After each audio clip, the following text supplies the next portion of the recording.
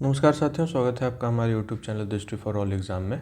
और जैसा कि हम बीपीएससी का सीरीज़ लेकर के चल रहे हैं और जिसमें हम लोगों ने बिहार के प्रमंडल को देखा और अभी हम बिहार के इतिहास को प्रागैतिहासिक काल में हमने जाना, उसी क्रम में हम आज जो है वो जो भारत में जिस प्रकार से सामाजिक सुधार आंदोलन हुए, धार्मिक और सामाजिक सुधार आंदोलन हुए और उसका बिहार में कैसे वो जो है सो एक मुख्य धारा में आया, उसके बारे में हम जानेंगे।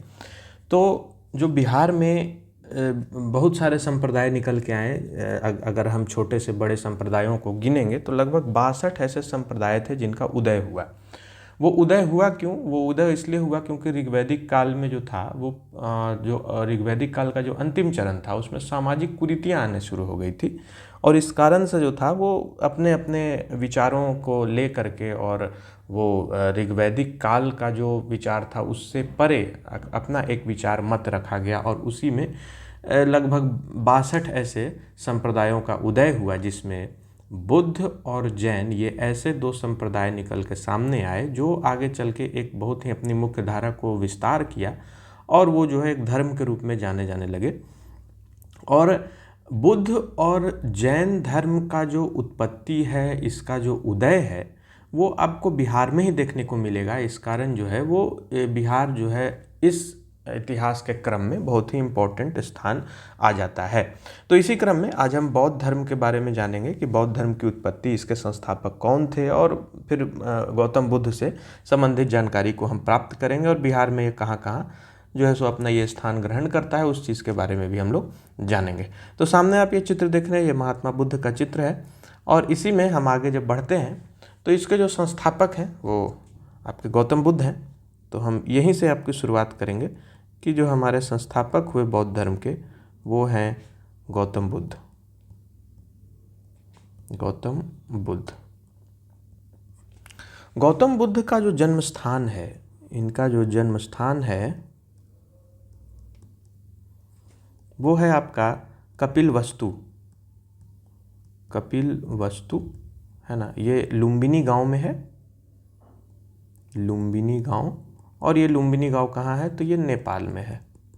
लुम्बिनी गांव नेपाल में। तो ये इनका ये जन्म स्थान है। इनके जो पिता थे, उनके पिता का नाम राजा सुयोधन था। इनके पिता का नाम राजा सुयोधन। और ये सुयोधन जो थे वो किस कुल के थे? तो वो शाक्य कुल के थे।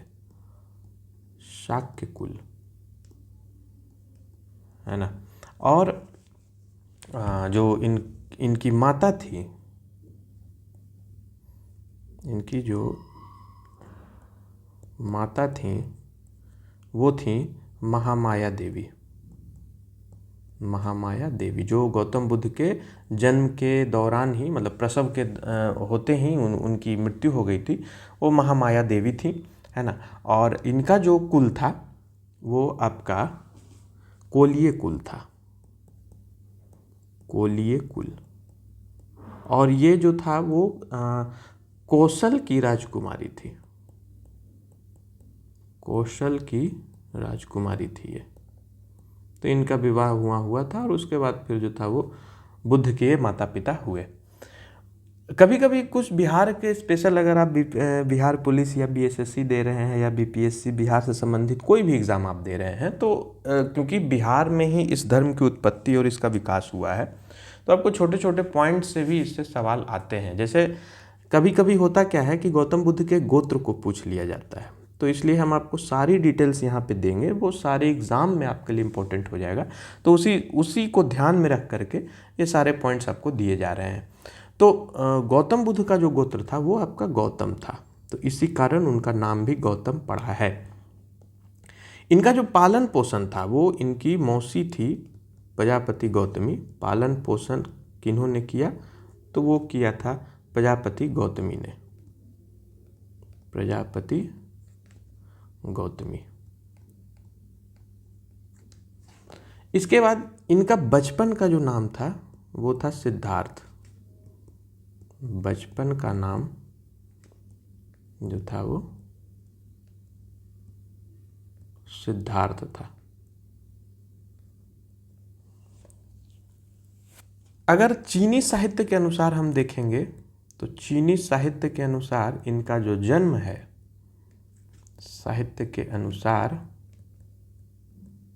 जो जन्म हुआ वो हुआ था 563 ईसा पूर्व, है ना। और मृत्यु कब हुई?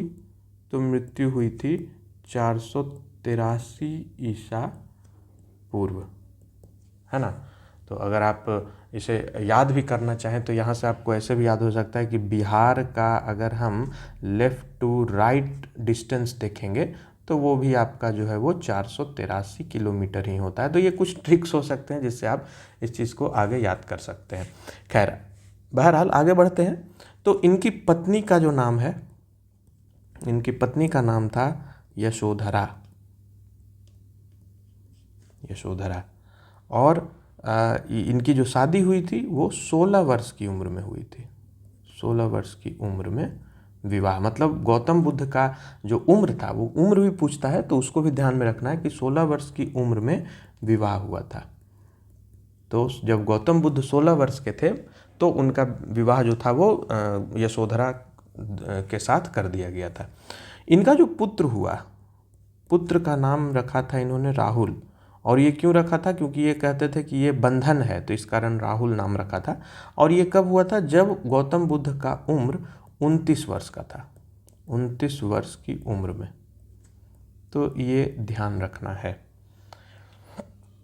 इसके बाद जब ये अपना घर छोड़ के चले गए, जब आप इंडियन हिस्ट्री को पढ़िएगा तो उसमें जो एक विस्तार दिया जाता है, तो अपना जब ये घर छोड़े तो घर छोड़ने के दौरान उनको वो जो इनको जो एक मोटिवेट किया कि ऐसा क्यों है, तो वो बेसिकली 4 पद चिन्ह, 4 जो थे वो चिन्ह इनको मिले, 4 ऐसे संकेत मिले जिनसे इन्होंने जो है सो ये अपना घर त्यागने का विचार बनाया। तो वो 4 चिन्ह कौन थे? 4 चिन्ह कौन थे? तो पहला था वृद्ध व्यक्ति, ठीक है। दूसरा था रोगी व्यक्ति, तीसरा था मृत व्यक्ति, और चौथा था सन्यासी, ठीक है। अगर इसको हम, जो बुद्ध साहित्य है आपका दीर्घ निकाय, तो दीर्घ निकाय के अनुसार अगर आप देखिएगा तो दीर्घ निकाय के अनुसार कहता है कि ये चारों जो था वो एक साथ दिखे थे, मतलब कि वृद्ध व्यक्ति, रोगी, मृत व्यक्ति, फिर सन्यासी, ये चारों एक साथ दिखे थे। तो दीर्घ निकाय के अनुसार चारों एक साथ दिखे थे, 4 एक साथ दिखे। लेकिन अगर नॉर्मल हम माने, सामान्यता देखें तो अलग अलग दिन में, जैसे एक दिन जाते थे तो वृद्ध व्यक्ति को देखा, फिर अगले दिन गए तो रोगी व्यक्ति को देखा, फिर अगले दिन गए तो मृत व्यक्ति को देखा। तो इस तरीके से भी एक कहानियाँ, दंत कथाएँ मौजूद हैं। अच्छा, ये ऐसा क्यों है? ये 4 चिन्ह का इम्पोर्टेंस क्यों होता है? क्योंकि जब इनका जन्म हुआ था तो इनके जो पिता थे राजा सुयोधन, उन्होंने अपने कुल ब्राह्मण को बुलाया और इनसे इनकी कुंडली को दिखवाया था। तो उन्होंने कहा था कि या तो ये एक बहुत बड़ा राजा, प्रतापी राजा बनेगा, या फिर बहुत बड़ा सन्यासी बनेगा। तो क्योंकि इनके भविष्य में दोनों की संभावना थी, या तो प्रतापी राजा बनेगा या सन्यासी बनेगा, तो इनके पिता ने, क्योंकि ये बाहर से कुछ वैसा अफेक्ट ना हो जाए, इस कारण इनके पिता ने इनके लिए सारी सुविधाएं महल के अंदर ही व्यवस्थित करवा दी थी। और इस कारण ये महल के बाहर की दुनिया को, बाहर की ज़िंदगी को, ये उससे ये अनभिज्ञ थे, उससे ये परिचित नहीं थे कि ऐसी ऐसी भी अवस्थाएं हो सकती हैं। और फिर वो मित्र के कहने पे जो है सो फिर जब इनके साथ वो जब गए, भ्रमण किए, तो उसके बाद जो था सो इनको इस तरीके का मिला। तो फिर यहाँ से एक इन्हें इच्छा जागी कि ये क्या है, और फिर उसके खोज में ये अपने घर को त्याग दिए। अब इससे संबंधित क्या है कि थोड़ा सा हम यहाँ पे अब देखेंगे कि इनके जो मित्र थे, जो इनके साथ घूमने जाते थे, उनका नाम था छंदक, और जो इनका एक घोड़ा था उनका नाम था कंथक। इनका एक घोड़ा था, उनका नाम था कंथक, है ना। अब जो बुद्ध से संबंधित जो महत्वपूर्ण घटनाएं हैं उनको एक बार हम देख लें और उसके बाद फिर इस क्रम में हम आगे बढ़ेंगे कि कैसे कैसे क्या यहाँ पे दिया गया है। तो इनसे संबंधित जो प्रमुख घटनाएं हैं, संबंधित प्रमुख घटना, प्रमुख घटना वो क्या है वो थोड़ा देख लें। इनके कुछ कुछ नाम दिए गए हैं, जैसे हाथी। तो हाथी क्या प्रतीक है? तो माता के गर्भ में आना, माता के गर्भ में आना। दूसरा है कमल, तो वो है बुद्ध का जन्म, बुद्ध का जन्म। तीसरा है घोड़ा, वो है गृह त्याग। चौथा है आपका बोधि वृक्ष,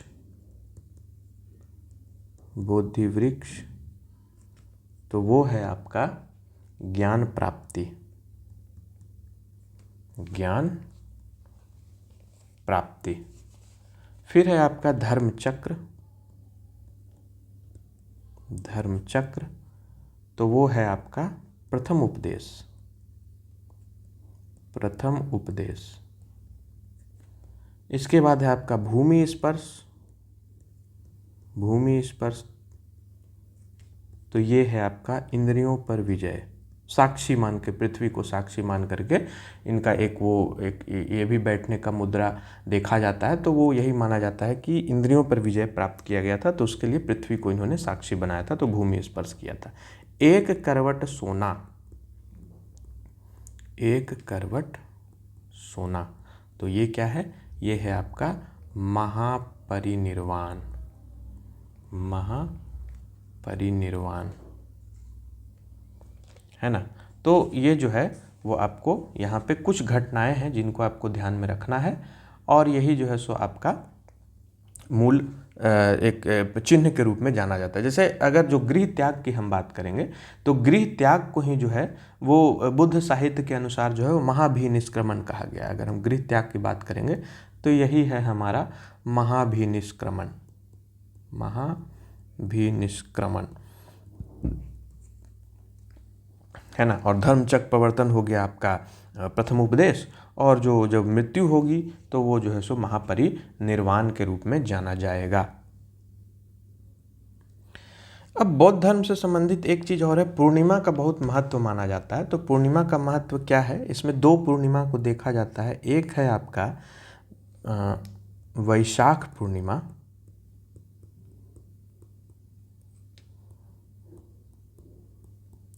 और दूसरा है आपका आषाढ़ पूर्णिमा, आषाढ़ पूर्णिमा। तो ये बौद्ध साहित्य के अनुसार ये देखा गया है कि वैशाख पूर्णिमा के दिन ही बुद्ध का जन्म हुआ था, बुद्ध का जन्म, मृत्यु और ज्ञान की प्राप्ति, ये तीनों जो था वो वैशाख पूर्णिमा के दिन ही हुआ था। इस कारण ये पूर्णिमा बहुत, बुद्ध पूर्णिमा जो कहा जाता है, ये बहुत महत्वपूर्ण हो जाता है कि ज्ञान की प्राप्ति, बुद्ध का जन्म और मृत्यु, ये तीनों वैशाख पूर्णिमा के दिन ही हुआ था। और आषाढ़ पूर्णिमा के दिन जो था वो इन्होंने गृह त्याग किया था, गृह त्याग किया था। तो ये पूर्णिमा दोनों महत्वपूर्ण हो जाता है। इसके बाद जब इन्होंने गृह को त्यागा तो अपने केस को काटे, और वो फिर पैदल जो था वो नेपाल की तराई से आप धीरे धीरे ये ज्ञान की तलाश में बढ़ने लगे। तो उस दौरान उस बीच में क्या घटनाक्रम हुई उनके बारे में हम धीरे धीरे एक एक पॉइंट के बारे में जानेंगे। कि जैसे जब उन्होंने जो संन्यास धारण किया, है ना, संन्यास जो धारण किया, संन्यास धारण करने का मतलब कि जो बाल कटवाए और अपना देह, वो अपना जो राजमहल का जो कपड़ा था उसे त्यागा, और फिर एक नॉर्मल सा कपड़ा पहन के, साधु वाला कपड़ा पहन के जो निकले, तो वो जो संन्यास धारण किया इन्होंने, ये किया था अनोमा नदी के किनारे, अनोमा नदी के किनारे, नदी के किनारे। और ये जो संन्यास धारण करने की प्रक्रिया है इसको बौद्ध साहित्य में प्रव्रज्या कहते हैं। प्रव्रज्या, है ना, संन्यास धारण जो हुआ इसको प्रव्रज्या कहते हैं। इनको 2 गुरु मिले, 2 प्रारंभिक गुरु, 2 प्रारंभिक गुरु। ये 2 प्रारंभिक गुरु कौन थे? पहला थे आपके अलार कलाम, है ना। ये कहाँ मिले? ये मिले वैशाली में, वैशाली में। और ये जो थे वो सांख्य योग के, सांख्य दर्शन के ये ज्ञाता थे, है ना। तो सांख्य दर्शन के ये ज्ञाता, सांख्य दर्शन के ज्ञाता। तो आपके पहले गुरु हो गए अलार कलाम। उसके बाद इनको एक दूसरा गुरु मिला जो था रुद्रक रामपुत्र, रुद्रक रामपुत्र। ये कहाँ मिला? ये मिला इनको राजगृह में, ठीक है। इन दोनों से इन्होंने जो था वो दीक्षा ली और ज्ञान प्राप्ति की सोचा, लेकिन इन्हें वो संतुष्टि प्राप्त नहीं हुई। जो ये जिस ज्ञान की तलाश में थे वो ज्ञान इन्हें प्राप्त नहीं हो पा रहा था। तो फिर ये क्या किए कि ये धीरे धीरे दक्षिण की तरफ, बिहार में ही दक्षिण की तरफ बढ़ने लगे और एक वन में पहुँचे जो उरुवेला वन कहलाया। उरुवेला वन के नाम से जाना जाता था। वही जो है सो आज बोध गया कहलाता है, बोध गया। तो ये उरुवेला वन में ये पहुँचे। यहाँ पर इनके 5 साथी थे, है ना। यहाँ पे इनके 5 साथी थे। ये 5 साथी कौन कौन थे? उनका नाम था कौंडिल्य, अज, असीग, वप और भदिया। ये इनके 5 साथी थे जो ज्ञान प्राप्ति के दौरान इन्हें मिले थे और फिर ज्ञान प्राप्ति के लिए उरुवेला वन चले गए और वहाँ पर इन्हें निरंजना नदी के किनारे जो था वो ज्ञान की प्राप्ति हुई, है ना। तो ज्ञान की जो प्राप्ति हुई इसको निर्वाण कहा गया। ज्ञान प्राप्ति को निर्वाण कहा गया, है ना। कहाँ हुई? तो ज्ञान प्राप्ति जो थी वो आपका 35 वर्ष की उम्र में, 35 वर्ष की उम्र में, है ना, निरंजना नदी के किनारे हुआ। निरंजना नदी के किनारे, नदी के किनारे, है ना। तो ये जो था इन्होंने 50 दिन ध्यान किया, मतलब 50वें दिन तक ध्यान चल रहा था और इन्होंने अपना ध्यान जो तोड़ा, ध्यान तोड़ा, वो कब तोड़ा? 49वें दिन तोड़ा। कैसे तोड़ा? तो खीर खा के, खीर खाकर। किसके द्वारा ये बनाया गया था? तो सुजाता के द्वारा। ये छोटे छोटे पॉइंट्स पूछ लिए जाते हैं बिहार स्पेशल एग्ज़ाम में, इसलिए आपको बहुत ही बारीकी से इन सबको बताया जा रहा है ना। और जब ज्ञान प्राप्ति हो गई उसके बाद उन्हें बोधिसत्व कहा जाने लगा। बोधिसत्व कब? ज्ञान प्राप्ति मिलने के बाद, ज्ञान प्राप्ति के बाद बोधिसत्व कहलाने लगे, ठीक है। इनके जो शिष्य बने, मतलब शिष्य कहेंगे कि वही जो थे वो फिर बाद में अच्छे शिष्य नहीं बन पाए, तो वो दो बंजारे थे बेसिकली, तपस और भल्लिक। ये 2 नाम आते हैं जो फिर बाद में चल के जब इनकी मृत्यु हुई तो इन्होंने कहा था कि हमें मुक्ति मिली। वो तपस और भल्लिक 2 बंजारे थे, है ना। और इनको इन्होंने कुछ ज्ञान प्राप्त दिया था, लेकिन जो पहला जो आपका शिष्य था वो प्रथम उपदेश जो था वो सारनाथ में ही इन्होंने दिया था। लेकिन यहाँ पे जो है वो आपके 2 बंजारे थे जो इनके पहले शिष्य बने थे, है ना। तो पहले शिष्य तपस और भल्लिक थे, 2 बंजारे। इसके बाद इन्होंने प्रथम उपदेश जो था वो आपका दिया सारनाथ में। प्रथम उपदेश सारनाथ में, है ना। और सारनाथ उसको ऋषि पत्तन कहते थे, ऋषि पत्तन उन्हें कहा जाता था।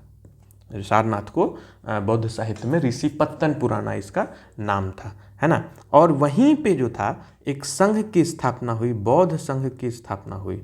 बौद्ध संघ की स्थापना वो कहाँ हुई? सारनाथ में हुई। सारनाथ में, सारनाथ में, ठीक है। उसके बाद ये इनका जो गमन स्थल की हम बात करेंगे कि कैसे कैसे ये चलता है, अगर क्रम को हम ध्यान रखेंगे तो गमन स्थल में वाराणसी, ठीक है। उसके बाद उरुवेला, उरुवेला मतलब आपका बोधगया, इसके बाद आपका राजगिरी और फिर अंतिम में लुम्बिनी। ये इस क्रम में ज्ञान प्राप्ति के बाद इस क्रम में भ्रमण किए थे। तो यही इनका एक जो टाइमलाइन है वो इसी प्रकार से याद किया जाता है ना। इनके संघ में जो प्रथम स्त्री शामिल हुई, संघ में शामिल प्रथम स्त्री तो वो थी इनकी मौसी प्रजापति गौतमी। प्रजापति गौतमी इनको जो था वो फिर कुछ दान वगैरह भी दिए गए थे, कि जैसे आपको वेणु विहार जो दान इनको मिला, वेणु वन विहार जो इनको दान मिला, किसके द्वारा? तो बिंबिसार के द्वारा, बिंबिसार के द्वारा। फिर इन्हें जो है वो कुटाग्रशाला एक विहार दान में मिला था, कुटाग्रशाला विहार दान में मिला। तो वो जो था वो लिच्छवी ने दिया था, लिच्छवी नरेश ने दिया था, लिच्छवी द्वारा, ठीक है। यहाँ पे दो चीज़ समझिएगा, एक होता है चैत्य और एक होता है विहार। तो बौद्ध के परंपरा में चैत्य जो है वो पूजा स्थल हो गया, गुफा ही होता है, और ये जो विहार हो गया ये रहने की व्यवस्था होती है, इसमें रहने की व्यवस्था। ये कला संस्कृति में इसे देखा जाता है और इस प्रकार से इसका जो है सो वर्णन किया जाता है चैत्य और विहार के बारे में। ये जब ज्ञान प्राप्ति के 8वें वर्ष, है ना, ज्ञान प्राप्ति के 8वें वर्ष ये वैशाली पहुंचे। ये भी सवाल आते हैं, इस कारण इसका जिक्र किया जा रहा है। और 20वें वर्ष, ज्ञान प्राप्ति के 20वें वर्ष ये श्रावस्ती पहुंचे, श्रावस्ती पहुंचे और अंगुलीमाल को जो शिष्य बनाया वो यहीं पे बनाया, अंगुलीमाल को शिष्य, अंगुलीमाल को शिष्य बनाया। वो कहाँ बनाया? तो श्रावस्ती में बनाया, और उस समय उनकी उम्र कितनी थी? 20 वर्ष थी, है ना। जो सर्वाधिक उपदेश इन्होंने दिया,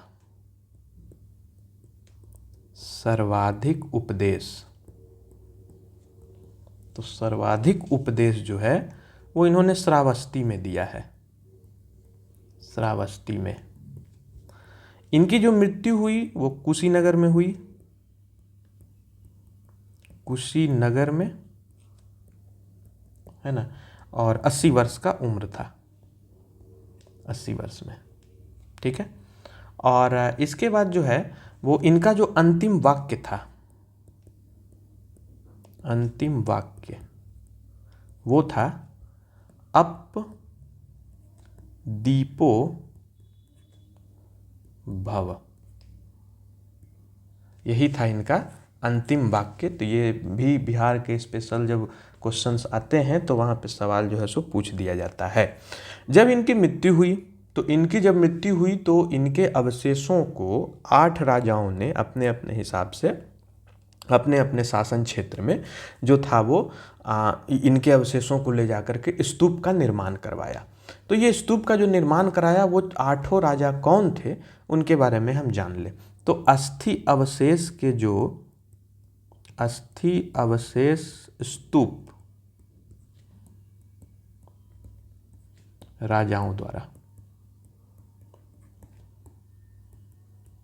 ठीक है, तो पहला था अजातशत्रु, ये कहाँ का था? ये मगध का राजा था। दूसरा था शाक्य, ये कहाँ का था? कपिलवस्तु। तीसरा है लिच्छवी, ये वैशाली। चौथा है ब्राह्मण, यह है वेठ द्वीप। पांचवा है बुली, ये अलकंप। ये सब साम्राज्य है। छठा है मल्ल और यह है पावा। सातवां है मौर्य और ये था पिप्पली वन। पिप्पली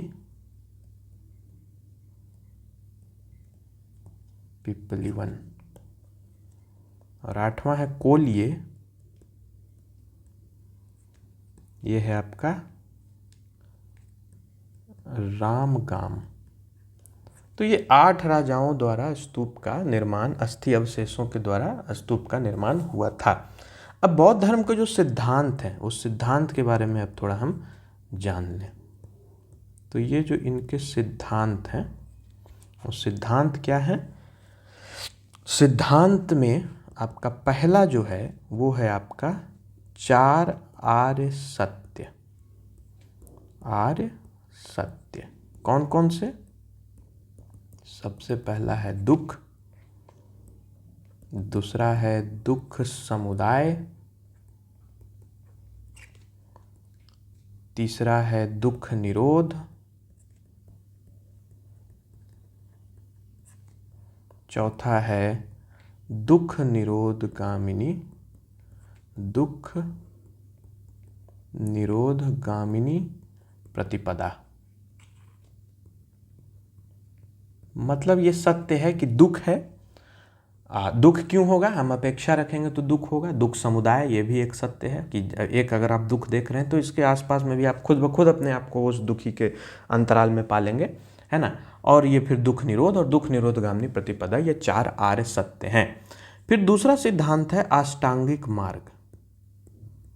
अष्टांगिक मार्ग, तो अष्टांगिक मार्ग में जो है वो क्या है? पहला है आपका सम्यक दृष्टि, अर्थात सही दृष्टि, सही नज़र। सम्यक संकल्प, सम्यक संकल्प।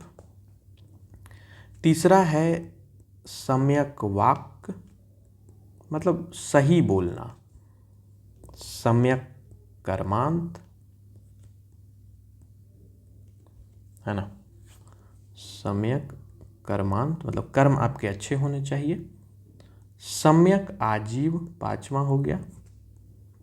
सम्यक आजीव, रहन सहन आपका उस प्रकार से ही होना चाहिए। सम्यक व्यायाम, सही प्रकार से व्यायाम। सम्यक स्मृति, सही चीज़ों को याद रखना। और फिर सम्यक समाधि, सम्यक समाधि, है ना।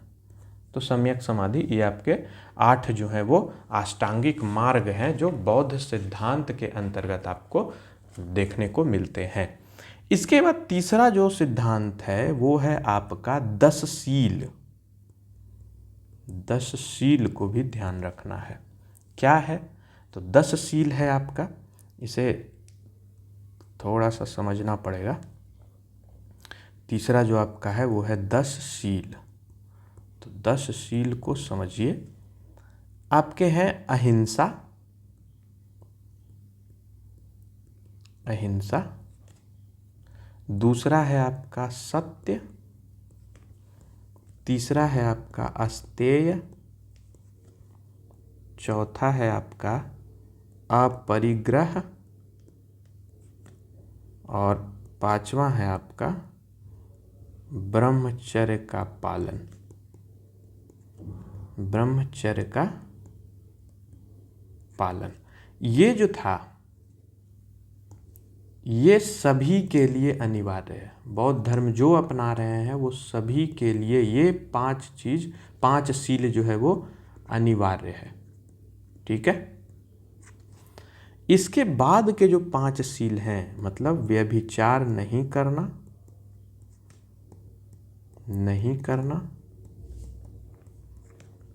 फिर है आपका मद्यपान नहीं करना, असमय भोजन नहीं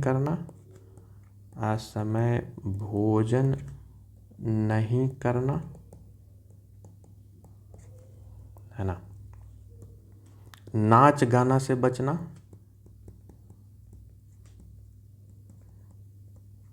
और पांचवा है सुखप्रद बिस्तर का त्याग करना। सुखप्रद बिस्तर का त्याग, है ना। तो ये तो सभी को अनिवार्य थे, ऊपर के 5, और ये नीचे के 5 थे, ये सिर्फ भिक्षुओं को अनिवार्य था। तो मतलब कि जो भिक्षु होंगे उनको 10 शील का पालन करना जरूरी है, भिक्षुओं को अनिवार्य। लेकिन जो अगर नॉर्मल कोई व्यक्ति है, सामान्य व्यक्ति है, तो उनको ऊपर के 5 शीलों का ही जो था वो अनिवार्य उनको कहा गया था, है ना। इसके बाद है कि चौथा जो इन्होंने सिद्धांत दिया था वो दिया था प्रतीत्य समुत्पाद। प्रतीत्य समुत्पाद, है ना, मतलब दुख के कारण, और ऐसा इन्होंने 12 बताए हैं। ये 12 है ना। कौन कौन है? अविद्या, संस्कार अगर बुरे हैं तो वो भी जो है वो दुख का कारण बनेगा। विज्ञान, नाम रूप, है ना। फिर षडायतन। षडायतन क्या होता है? षडायतन होता है 5 इंद्री और 1 मन, ये बराबर षडायतन होते हैं। स्पर्श, वेदना, तृष्णा, उपादान, मतलब सांसारिक विषय में लिपटे रहना, उसको उपादान कहते हैं। भव, जाति और जरारण। तो ये जो है वो आपके दुख के कारण है। वे 12 इन्होंने प्रतीत्य समुत्पाद के रूप में बताया था। कुछ और विशेषताओं को अगर हम देख लें तो बौद्ध धर्म जो है वो कैसा है? वो बौद्ध धर्म अनीश्वरवादी है। अनीश्वरवादी अर्थात ईश्वर की प्रधानता को स्वीकार नहीं करता है, अनीश्वरवादी है। ठीक है। पुनर्जन्म में विश्वास है, लेकिन आत्मा को नहीं मानते हैं, मगर आत्मा नहीं मानते। और क्या है कि कर्म फल के सिद्धांत को मानते हैं। कर्म फल के सिद्धांत को मानते हैं, जैसा कर्म करिएगा उसके हिसाब से आपका दुख सुख निर्धारित होगा को मानना। तो ये जो है वो आपके इनके कुछ विशेष बौद्ध धर्म के बारे में विशेषताओं को देखा जाता है।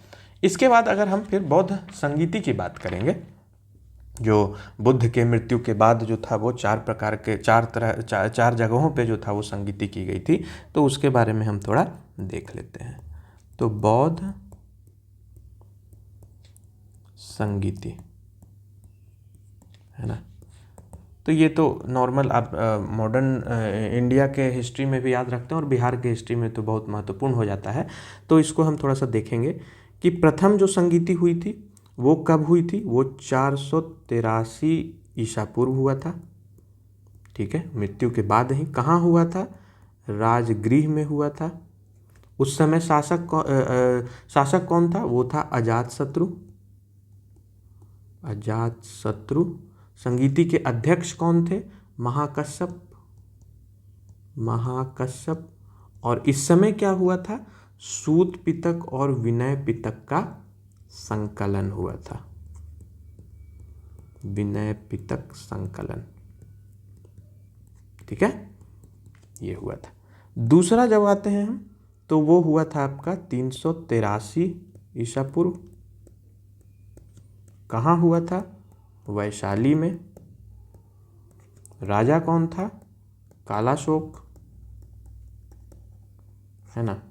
अध्यक्ष कौन थे? साबक मीर या सर्वकामी भी बहुत लोग कहते हैं, तो साबक मीर। और यहाँ क्या हुआ था? तो स्थाविर और महासंघिक में विभाजन हुआ था। स्थाविर महासंघिक में विभाजन।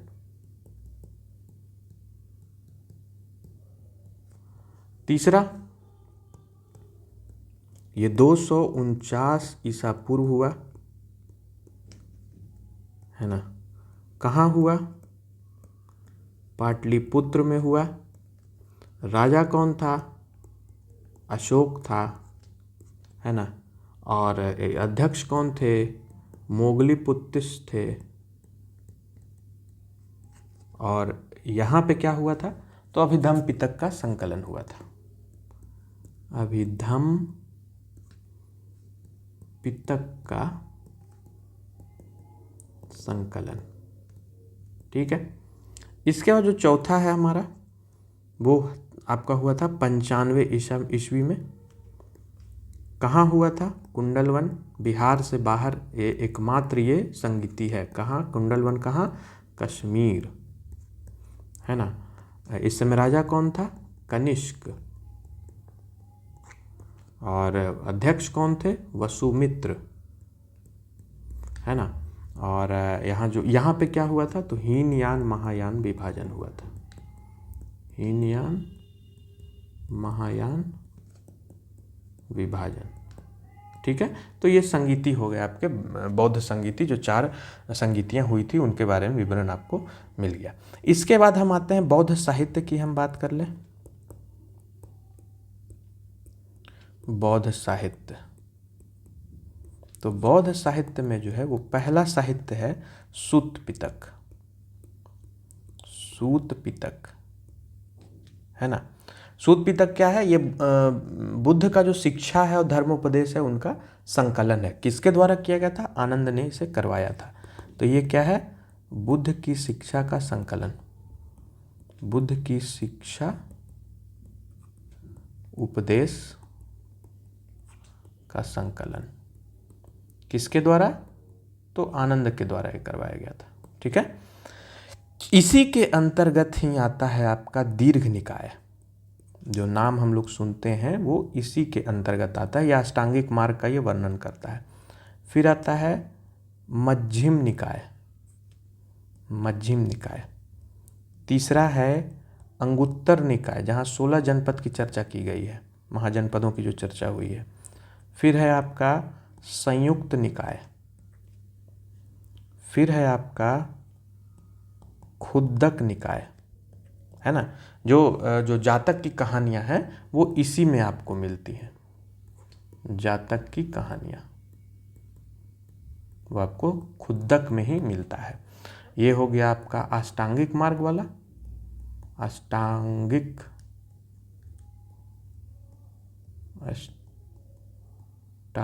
मार्ग, है ना, इसका वर्णन है इसमें। और जो आपका अंगुत्तर निकाय है इसमें आपको 16 महाजनपद मिलते हैं, ठीक है। तो ये पहला आपका साहित्य है। दूसरा साहित्य है विनय पिटक। विनय पिटक। विनय पिटक क्या है? ये नियम है, बौद्ध धर्म का नियम है। बौद्ध धर्म का नियम। उसमें क्या था पहले में? वो उसमें उपदेश था। ये किन के द्वारा किया गया था? आनंद द्वारा। आनंद द्वारा संकलित, है ना। और ये जो है वो कौन है? बौद्ध धर्म का नियम है ये उपाली, इन्हीं का एक शिष्य था, उपाली द्वारा संकलित, ठीक है। इसमें 3 भाग थे। पहला था सूत विभाग। सूत विभाग। दूसरा था खंदक और तीसरा है परिवार। ये 3 विभाग बनाए गए थे जो विनय पिटक में थे, जो बौद्ध धर्म के नियम से संबंधित हैं। इसके बाद तीसरा जो है वो है आपका अभिधम पिटक। अभिधम पिटक है ना। ये क्या है? ये प्रश्नोत्तर के रूप में है, प्रश्नोत्तर के रूप में, है ना। और इसका संकलन किसने किया था? तो मोगलीपुत्तिस ने। मोगलीपुत्तिस ने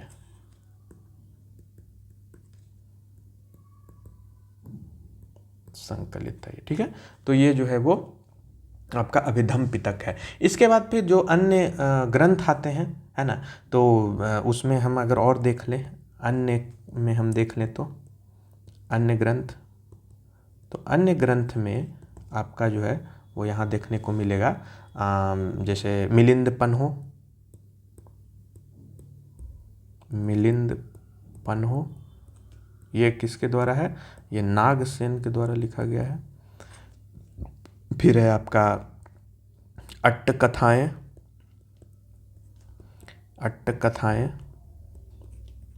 फिर है आपका दीपवंश, फिर है आपका महावंश, फिर है आपका सौदरानंद, फिर है प्रज्ञा पारमिता, है ना, आदि। तो इस प्रकार से बुद्ध के जो है वो इतने आपको ग्रंथ देखने को मिलते हैं। कभी कभी ये पूछ लिया जाता है कि बौद्ध संघ में वर्जित कौन कौन थे?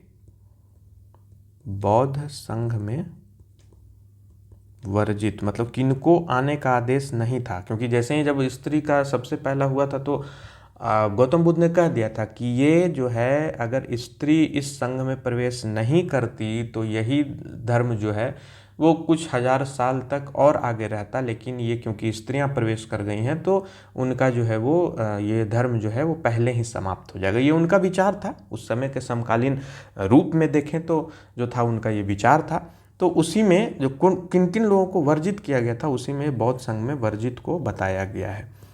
चोर हो गए, हत्यारे, मतलब अगर आप इस संघ में हैं तो ये सब आपको नहीं करना है, सीधी सी बात है। ऋणी, राजा सेवक, सैनिक, रोगी, तो ये जो थे ये आपको संघ में वर्णित।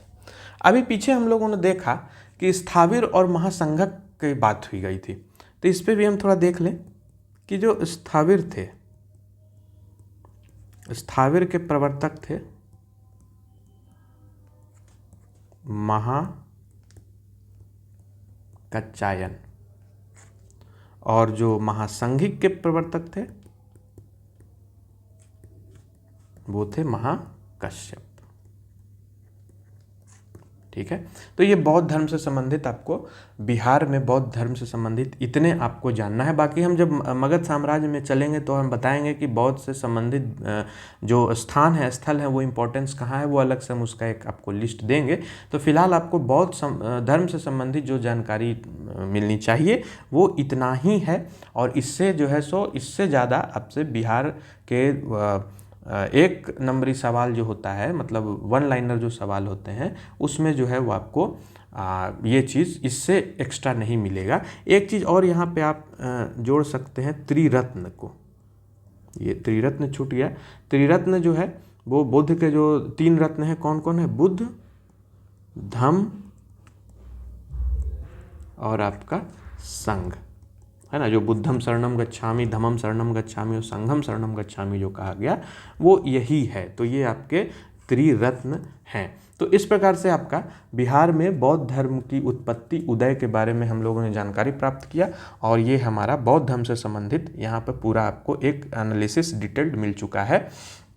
तो इसी प्रकार से आप जो है वो अपने एग्ज़ाम की तैयारी को जारी रखिए और हमारे YouTube चैनल दृष्टि फॉर ऑल एग्ज़ाम से जुड़े रहिए। यह हमारा टेलीग्राम चैनल भी है दृष्टि फॉर ऑल एग्ज़ाम, जहाँ पे आपको सारे अपडेट्स मिलते रहेंगे और आप जो है सो इसी प्रकार से अपनी तैयारी को जारी रखिए। तब तक के लिए इतना ही, मिलते हैं अगले वीडियो में। धन्यवाद।